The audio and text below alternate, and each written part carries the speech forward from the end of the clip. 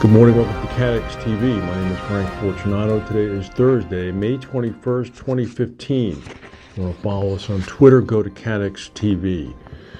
Local reports from Middle Eastern news services are saying that a huge explosion struck the Iranian embassy in Damascus, Syria last night. First reports are of heavy casualties and serious damage to the embassy compound. The Iranian and Syrian governments have clamped a curtain of secrecy over the disaster, although local sources say that the thunder of the explosion and the rush of special forces and relief teams to the scene cannot be concealed. The explosion has initially been attributed to the Syrian arm of al-Qaeda.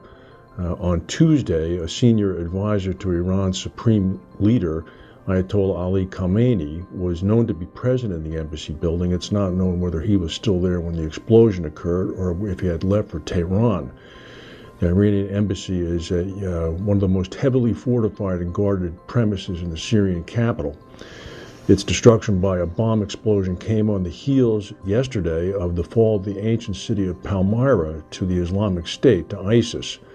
With the loss of Palmyra now, the Islamic State has gained access to about 50% of all of Syria, as well as to the biggest Syrian Air Force base, which supplies Iranian war materiel for the Syrian army. So that situation is getting more tense. The United States is bound to respond at some point. A 6.9 magnitude earthquake struck off the Solomon Islands early this morning. There have been no reports of any damage or tsunami warning issued. The quake struck about 300 miles from the capital of Honiara.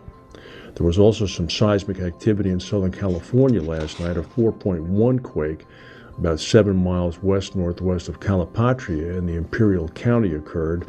No reports of damage or injuries, but it was followed by a series of aftershocks ranging from 2.6 to 3.3.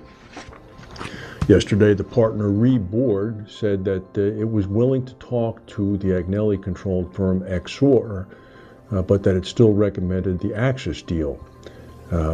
They then began to enumerate, finally, the reasons why they thought the Exor bid was unsatisfactory, but they said they're responsive to shareholders and are in fact going to talk to the Exor firm to try to see whether or not a deal can be worked out.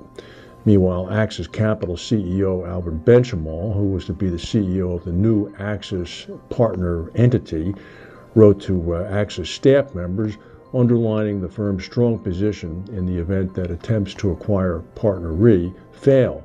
Now, keep in mind that, in fact, Partner Re was acquiring Axis, but Benchimol is going to end up as the CEO. Partner Re dispatched their CEO, Costas Marantis.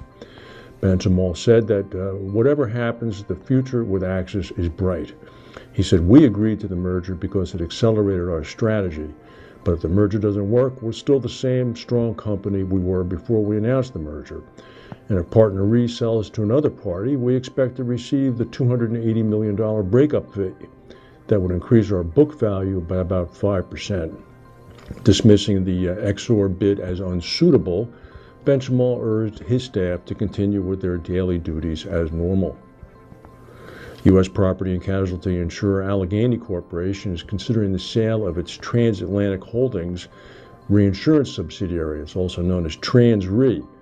The deal could value the reinsurance unit at about $6.5 billion. Allegheny is working with investment bankers to respond to takeover interest in Trans Re from at least one party. They've not decided whether or not they're going to sell. Talks are confidential. Founded in 1978, New York-based Trans Re was acquired by Allegheny in 2012 for $3.5 billion. It's a worldwide property and casualty reinsurer. In 2014, Trans Re accounted for 77% of Allegheny's total net earnings. They brought in about $523 million. In California now, the governor of the state, Jerry Brown, has declared a state of emergency for that oil spill north of Santa Barbara. More than 6,000 gallons of oil have now been skimmed up from the ocean. Investigators have found that up to 105,000 gallons may have leaked from a broken pipeline, and maybe about 21,000 gallons have actually reached the ocean. The leak occurred in a pipe that was carrying crude oil from a large offshore oil rig toward refineries. A number of beaches in the area have been closed in advance of the Memorial Day weekend. The German rail strike that we reported on yesterday that had brought the rail system in Germany basically to a halt has apparently been eased. Both sides have agreed to non-binding arbitration. It's going to take until Saturday to get the train timetable back to normal. The strike has been costing Europe's biggest economy about 100 million euros a day. In Germany, about 620,000 tons of freight, or about 20% of their total freight output, moves by rail every day. And the prolonged cost of a long strike, could be quite a whack on the German GDP. Wouldn't hold out a whole lot of hope for the arbitration. The two sides each nominated an arbitrator. The rail union nominated the state premier of Thuringia. There's a fellow named Bodo Ramelow, who's a leader of the Left Party, and the German rail company picked Matthias Platzek, who's the former Brandenburg state premier from the controlling party, the Social Democrats. So in all likelihood, we'll be back at this point again at the end of the arbitration period in mid-June. That's the news for today. If we have any breaking news, we'll come back and tell you. Thank you for watching, and we'll see you tomorrow.